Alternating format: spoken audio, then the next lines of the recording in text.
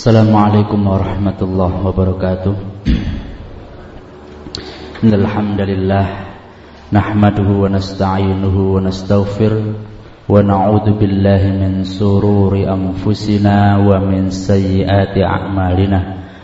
May yahdihillahu fala mudilla lahu wa may yudlilhu fala hadiyalah. Asyhadu an la ilaha illallah wa asyhadu anna Muhammadar Rasulullah amma ba'du. Alhamdulillah, pagi ini kita dapat kembali dalam kajian subuh hadis tarbawi. Beberapa bulan yang lalu saya menyampaikan tentang materi pembelajaran. Kali ini kita sudah sampai pada metode pembelajaran. Ada beberapa metode pembelajaran yang akan saya sampaikan. Yang pertama adalah metode drill dan eksperimen, serta nanti bagaimana Nabi mencontohkan pada para sahabat terkait metode drill dan eksperimen. Kemudian ada metode asistensi, metode tanya jawab, dan metode drama. Untuk yang pertama ini adalah metode drill dan eksperimen. Di pesantren dulu itu terkenal dengan istilah at-tariqatu ahammu minal madah. Metode itu lebih penting daripada materi. Kalau materinya bagus tapi cara menyampaikan materi itu tidak bagus, maka anak tidak paham. At-tariqatu ahammu minal madah. Metode itu lebih penting daripada materi. Kalau bapak ibu melihat khutbah-khutbah, ceramah-ceramah, materinya kan ya wis itu saja toh, keimanan, ketakwaan. Tapi yang membuat antara penceramah satu dan penceramah dua menarik dan tidak adalah bagaimana menyampaikan materi itu. Khutbah Jum'ah itu ya ayyuhalladzina amanu taqullaha haqqa tuqatih, dari dulu ya seperti itu. Tapi yang membuat menarik atau tidak adalah khotibnya itu menyampaikannya bagaimana. Kemudian ditambahi wal ustadzu ahammu minat thariqah, dan guru itu lebih penting daripada metode. Metodenya sudah bagus, materinya bagus, gurunya gak paham materi, gak paham metode. Di Surabaya sekarang itu ada pembelajaran e-learning, pembelajaran berbasis internet. Jadi sudah ada aplikasinya, insya Allah nanti di launching oleh Bu Risma, namanya Yuk Belajar. Itu di sekolah, pilot projectnya itu di sekolah negeri, SMA negeri, SMP negeri, SMA kan ikut provinsi ini, SMP negeri, SD negeri. Itu kemarin saya praktek membuat 12 soal, itu bisa menjadi 7 game, 7 macam game. Nah, itu kan diantaranya metode supaya anak itu tertarik. Materinya ya sama sejak dulu seperti itu. Nah itu kalau kemudian gurunya tidak bisa internet, ya wassalam, tidak bisa menjalankan aplikasi itu. Kemudian ditambah lagi waruhul ustad ahammu minal ustad, dan jiwa dari seorang guru itu lebih penting daripada ustad itu sendiri. Kalau di pondok itu ada jiwa keikhlasan. Soalnya gak dibayar ngajarnya itu ya sebenarnya dapat uang, tapi namanya bukan gaji tapi ihsan, semacam itu ya sekedarnya. Mengajarnya itu apa karena ingin mengejar gaji, mengejar sesuatu, atau karena memang ikhlas karena Allah, itu nanti akan berpengaruh terhadap pembelajaran. Bapak Ibu yang dirahmati oleh Allah, metode drill dan eksperimen. Apa sih itu? Sebelum saya cantumkan hadisnya, apakah itu metode drill dan eksperimen? Drill itu adalah belajar yang diulang-ulangi. Jadi sudah belajar diulangi terus. Ya cara kasarannya begitu. suatu cara mengajar yang memberikan latihan-latihan. Jadi sudah dilakukan lagi terus sampai dia betul-betul mahir. Itu drill. Terhadap apa yang telah dipelajari. Jadi sudah dipelajari, diulangi lagi, sehingga memperoleh sesuatu keterampilan tertentu. Itu drill. Jadi pengulangan sampai kemudian bisa. Kalau eksperimen adalah cara belajar yang melibatkan siswa. Jadi dipraktekkan langsung, mengalami, menguji, membuktikan sendiri proses dan hasil percobaan. Misalkan mata pelajaran mata pelajaran kalau biologi itu biasanya begitu, mencangkok tanaman atau mata pelajaran. Kemudian anak-anak diperintahkan untuk langsung mempraktekkan. Dia punya pengalaman nanti mempraktekkan itu. Bapak Ibu yang dirahmati oleh Allah, kemudian bagaimana Nabi mencontohkan, memberikan contoh terkait metode drill dan eksperimen ini. Hadis ini sudah mungkin Bapak Ibu sering mendengarkan, mungkin sering melihat juga, yaitu terkait sholat. Ya, hadisnya cukup panjang. An Abi Hurairah anna Rasul sallallahu alaihi wasallam dakhalal masjid. Jadi suatu ketika Nabi itu masuk masjid. Fadakhala rajulun. Kemudian masuk masjid juga seorang laki-laki. Fasalla, kemudian laki-laki tersebut salat. Fasallama 'alan Nabi sallallahu alaihi wasallam. Kemudian setelah salat, laki-laki tadi bertemu dengan Nabi, mengucapkan salam kepada Nabi. Farodda, kemudian dijawab oleh Nabi salamnya. Waqala, kemudian Nabi mengatakan, irji fasolli fa innaka lam tusolli. Awakmu balio salat, sak temene awakmu durung salat. Ya, kembalilah salat, sesungguhnya kamu belum salat. Faraja ayusolli, kemudian orang tadi kembali salat kama sholla, seperti sholatnya sebelumnya itu. Summa ja'a fasallama 'alan Nabi, kemudian setelah sholat datang lagi kepada Nabi dan mengucapkan salam. Faqala irji fasolli fa innaka lam tusolli. Nabi mengatakan lagi, kembalilah sholat, sesungguhnya kamu belum sholat. 2 kali ya. Salasan itu diulangi sampai 3 kali. Nah, ini adalah metode drill di baleni. Sakjane ya apa sih salat iku? Wis tak bali salat. Salat berulang kali. Masih saja salah. Faqala walladzi ba'atsaka bil haqq ma ahsana ghairahu fa'allimni. Demi Allah yang telah mengutusmu, mengutus engkau ya Rasul, saya tidak bisa salat lebih baik dari ini tadi. Ya wis iki mau sing paling apik salat saya. Faqala, nah, kemudian Nabi mengajarkan, mungkin tak ajari. Faqala idza kumta ila sholati fakabbir. Ya. Kalau sudah berdiri mau sholat, maka bertakbirlah. Langsung takbir Allahu Akbar. Ya, tidak pakai usolli fardhu zuhri ngono ya. Tidak ada. Kalau ditakoki itu dalile apa lho, itu ada. Sallu kama ra'aitumuni usolli. Sallu kama ra'aitu muni usolli. Nah, muni usolli, bunyi usolli. Iku dalile, Pak. Sallu kama ra'aitu muni. Salatan ndimo ya. Idza kumta ila sholati fakabbir. Kalau sudah berdiri mau salat maka takbirlah. Summa qra' ma tayassara ma'aka minal Qur'an. Kemudian bacalah salah satu ayat yang menurut kamu mudah. Ya, tidak usah sulit-sulit. Kalau misalkan hafalnya ayat pendek, ya ayat pendek. Sumarka hatta tatma'inna raki'an. Kemudian rukuklah sampai kamu betul-betul tumakninah dalam rukuk. Kalau rukuk ya yang lurus, jangan kemudian siksa nyuan marngono wis balik.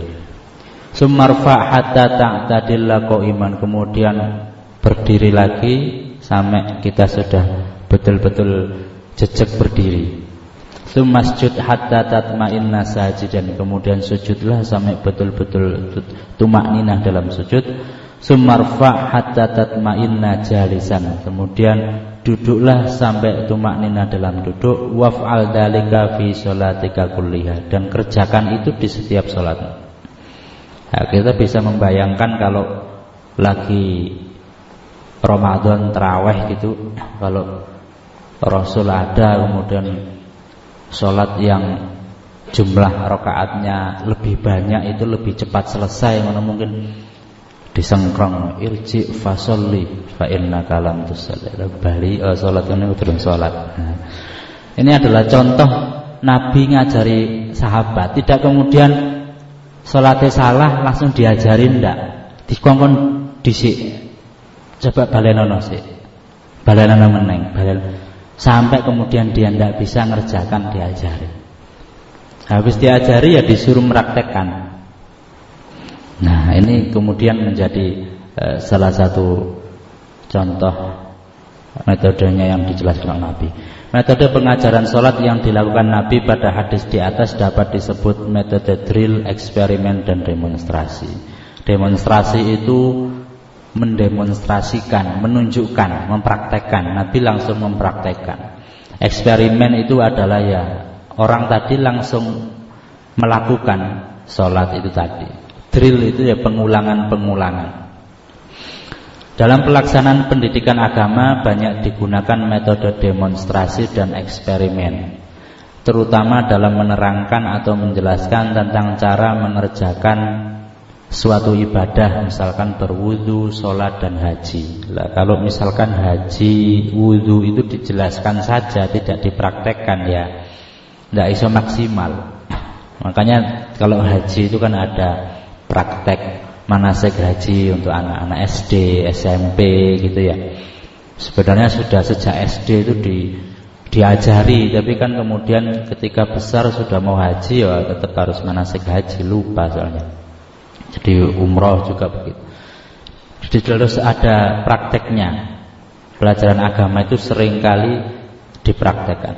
Nah ini wasallu kama ra'aitumuni usolli, dan sholatlah sebagaimana saya sholat. Ya, tidak usah ditambah-tambahin, tidak usah dikurang-kurangi. Nabi sholatnya seperti itu, ya seperti itu. Itu adalah metode yang didemonstrasikan oleh Nabi. Kemudian ada satu hadis lagi tentang metode drill dan eksperimen. Anna Qaladah ibnu Hambal akhbarahu anna Sofwan ibnu Umayyah ba'asahu bilabanin. Umayyah, Sofwan ibnu Umayyah itu diutus dengan membawa susu labanan, walibain, buah anggur, wadogobisa, buah mentimun. Nah, jadi Sofwan ibnu Umayyah itu diutus untuk membawa susu, membawa buah anggur dan buah mentimun. Diutus kemana? Ilan Nabi sallallahu alaihi wasallam wan Nabi sallallahu alaihi wasallam bi'a'lal wad. Diutus untuk mengantarkan 3 makanan itu kepada Nabi, sedangkan Nabi berada di atas gunung Mekah. Jadi berada di atas sebuah gunung atau bukit di kota Mekah. Bi'a'lal wad. Qala, kemudian Sofwan ibnu Umayyah tadi mengatakan, fadakhaltu alaihi, kemudian saya masuk ke rumahnya Rasul. Kan disuruh njupuk nek omahe, aku njupukno 3 iki susu, anggur sama mentim. Masuk ke rumah. Walam usallim, tapi dia tidak mengucapkan salam, wis mlebu ngono. Walam astadzin, dan saya itu juga tidak izin. Misalnya izin ada orang di rumah apa enggak, jadi enggak salam, enggak izin masuk ngambil barang-barang yang disebutkan 3 tadi, karena diperintahkan oleh Rasul. Kemudian setelah sampai di atas gunung itu dijelaskan kepada Rasul bahwasanya tadi ngapunten di rumah itu saya masuk tanpa salam, kemudian tanpa izin langsung ngambil. Faqala Nabi sallallahu alaihi wasallam irji, balik meneng coba.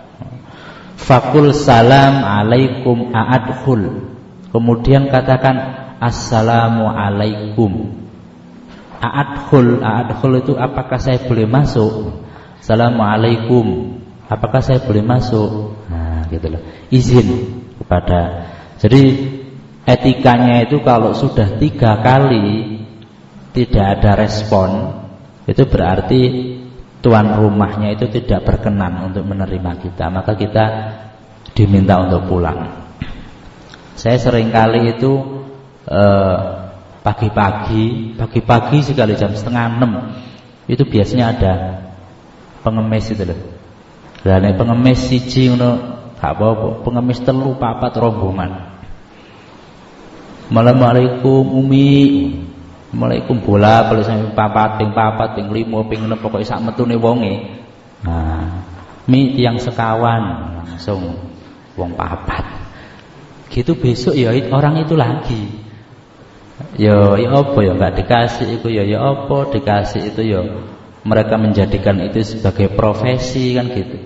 Ya memang enggak paham. Jadi mestinya kalau 3 kali enggak dijawab ya sudah cari yang lain. Tapi ini terus sampai orang yang keluar enggak ngerti bahwa orangnya di dalam sedang masak atau sedang ngadusi anaknya, enggak peduli, pokoknya sedang metua kan gitu. Nah, itu adalah jadi Nabi tadi mengajari kembali kamu, ulangi lagi. Nah, padahal sudah sampai ketemu Nabi di atas gunung disuruh baleni meneh. Nah, itu kan pengulangan supaya paham, harus diulangi dan harus dipraktekkan. Gitu nggih. Kemudian ada istilah ini. Tulisannya agak salah ini aims-nya, repetition. Repetition is the mother of memory. Pengulangan itu adalah pangkal dari ingatan. Kalau kita ingin ingat, ya diulangi. Murojaah lah istilahnya, bahasa Arab itu murojaah, mengulangi. Saya punya mahasiswi itu hafid Quran, itu subuh ini murojaah diulangi. Nanti zuhur, maghrib sama sebelum tidur. Harus gitu ya? Iya Ustaz, kalau nggak gitu lupa. Jadi harus diulangi. Karena menjaga hafalan itu lebih berat daripada kita menghafal. Nah, caranya adalah ya diulangi terus. Jadi seminggu 10 hari mungkin sudah hatam, diulangi lagi murojaah. Kemudian ini kalau kita melihat ini penemu bola lampu, siapa namanya? Thomas Alva Edison. Thomas Alva Edison itu bisa menemukan bola lampu itu mengalami kegagalan sampai 1083 kali. Hari dicoba eksperimen ya dicoba, gagal, coba lagi, gagal lagi, coba terus sampai ping 1083 akhirnya baru ketemu. Nah, kita belajar sesuatu, nyoba gagal, baru nyoba gagal ping 3 aras-arasen. Wis males. Nyoba usaha dodolan pulsa bangkrut ngono ya. Nyoba usaha dodolan.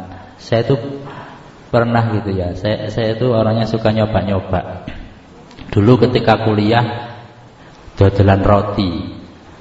Jadi di asrama gitu, anak itu mau beli sesuatu itu malas keluar, sehingga saya inisiatif jualan roti, jualan rinso, jualan di lemari itu tak rentengan itu tak sampir-sampir gitu. Ya banyak yang beli. Hari pertama kedua banyak yang beli. Selanjutnya tuku saya duwe meneh. Ya nulis. Suwi-suwi ku barangnya entek ora duwike. Nulis kabeh. Waduh sore, bangkrut Pak. Tutup. Akhirnya ganti teman saya yang lain. Setelah itu rental sepeda. Nah, jenenge orang pengen dari dulu tuh pengen punya usaha, tapi sampai sekarang nggak berhasil. Memang ditakdirkan jadi akademisi saya ini. Rental sepeda. Jadi dulu itu mahasiswa itu kalau mau keluar ke Ponorogo nggak ada kendaraan itu pinjam ke temannya itu direntalkan. Ya alhamdulillah bisa beli HP, bisa macam-macam. Setelah kuliah sepeda selegrek Pak, dibuat banyak orang. STNK itu sampai hilang 2 kali saya ngurus. Ya Pak, STNK hilang di Ponorogo, mau pulang nggak ada yang STNK, sehingga saya pulang itu jam 12 malam naik sepeda motor. Di Saradan itu enak-enak naik sepeda itu ono bis Sumber Kencono langsung miring ini, turun ke jalan yang tidak beraspal. Ya itu susahnya jadi mahasiswa. Kemudian ya sudah nyoba lagi. Kemudian beberapa 2 tahun sebelumnya itu ya iseng-iseng jualan pulsa, dijual ke saudara-saudaranya sendiri. Suwe-suwe pulsa dituku-tuku dewe, digawe dewe.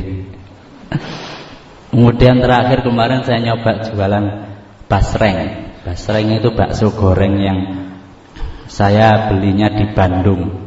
Itu belinya bal-balan ya, 1 bal itu berapa kilo. Datang naik kereta gitu, saya coba, saya bungkusi, saya titip-titipkan ke warung-warung. Ya alhamdulillah jalan 4 bulan. Habis itu kukut. Ya soalnya gak telaten. Gagal gak diulangi meneng, ya memang nasibnya begitulah. Tidak nasibnya pengusaha. Bapak-bapak ini insya Allah sudah terlatih. Jadi pengusaha dengan akademisi itu beda. Kalau pengusaha itu mentalnya lebih kuat. Kalau akademisi itu kan setiap bulan mesti dapat gaji Pak ya. Masih ngajare gak serius, kadang gak mlebu gitu ya mahasiswa ya tetap dapat gaji. Tapi nek pengusaha gak buka toko ya gak dapat duit. Nah, kalau orang tua saya sebenarnya ya pengusaha, jualan ini promosi ya, jualan kopiah ini. Nah, ini buatan orang tua saya di Bunga, merek 3 kunci. Nah, Bapak Ibu kalau pengen beli di Bunga, lah sudah teruji 1960 loh, sampai sekarang masih berjalan. Tapi itu bapak saya dulu, sekarang diteruskan kakak saya.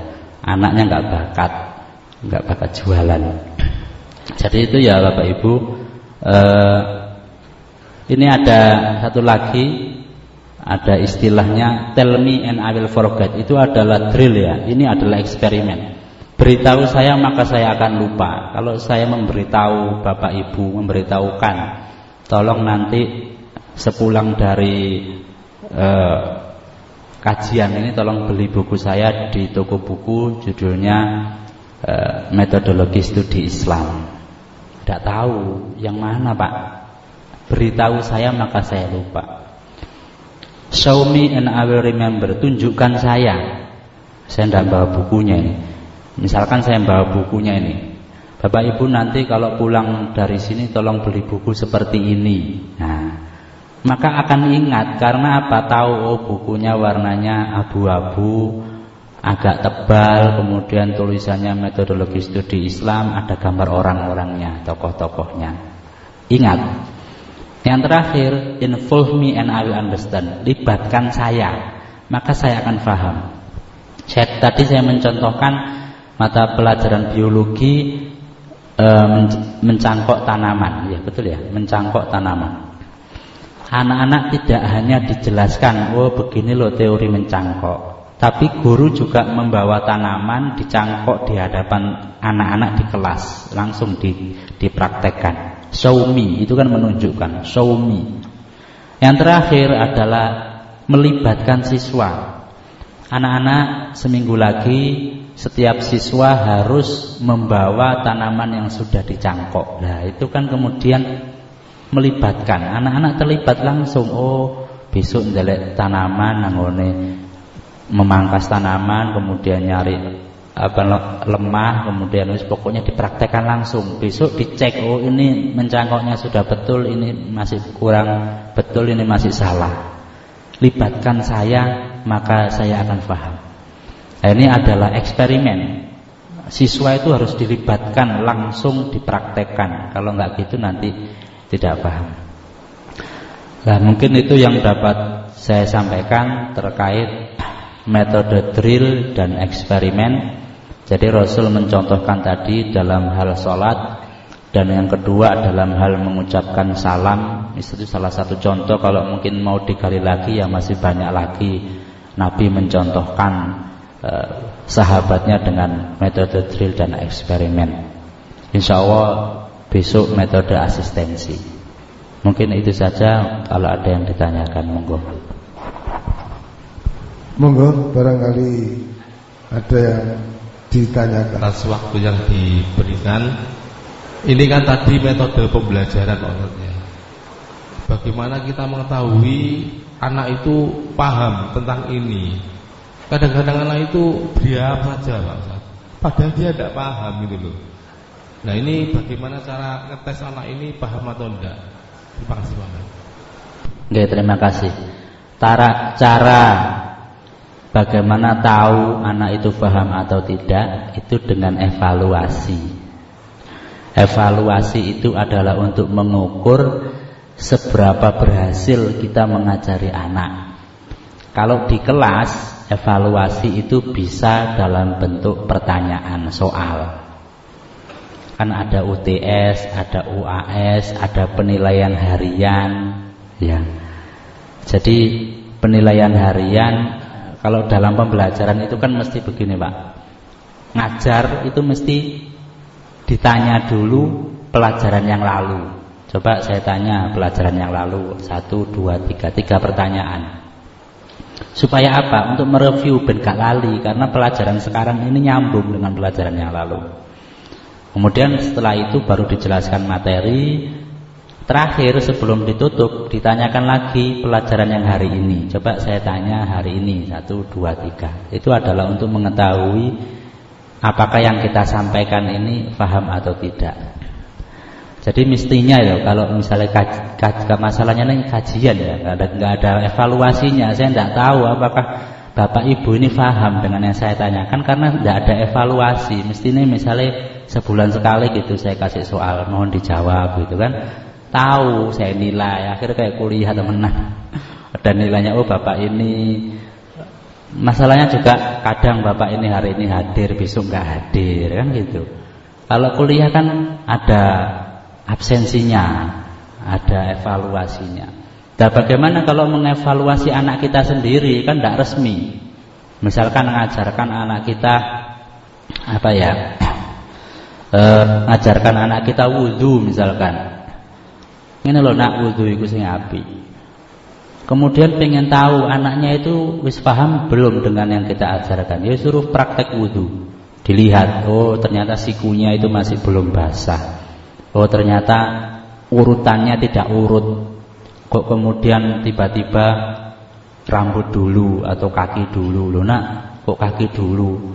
Iya Pak, sekali-kali. Ya, untuk mengetahui paham atau tidak evaluasi. Ya, di setiap pembelajaran itu harus wajib ada evaluasi. Kalau nggak ada evaluasi ya nggak tahu kita ini sudah sesuai dengan. Makanya dalam pembelajaran itu kan ada kompetensi dasar, ada kompetensi inti. Guru itu sudah sampai belum dengan kompetensi inti dan kompetensi dasar dari yang ditargetkan oleh pemerintah, ditargetkan oleh sekolah. Oh sudah sampai, oh belum, itu dari evaluasi tadi. Mungkin itu Pak. Moga yang lainnya. Moga yang masih punya anak SD, anak SMP mungkin nanti bisa dipraktekkan di rumah. Moga Bapak. Kalau nggak ada, okay. Ya. Saya tutup. Nggih, alhamdulillah kalau tidak ada nggih saya tutup. Jadi ya bukan anak SD saja ya. Ini nggak ada yang punya anak SD, sudah kuliah semua. Habis menikah semua anaknya. Sudah selesai di rumah, sudah tinggal istrinya saja. Ya begitulah pokoknya. Metode drill dan eksperimen adalah pengulangan-pengulangan, eksperimen adalah mempraktekkan. Kemudian untuk mengetahui tingkat keberhasilan ajaran atau pemberitahuan kita kepada anak dengan cara evaluasi. Mungkin itu yang dapat kami sampaikan, kurang lebihnya saya mohon maaf. Wabillahi taufiq wal hidayah. Assalamualaikum warahmatullahi wabarakatuh.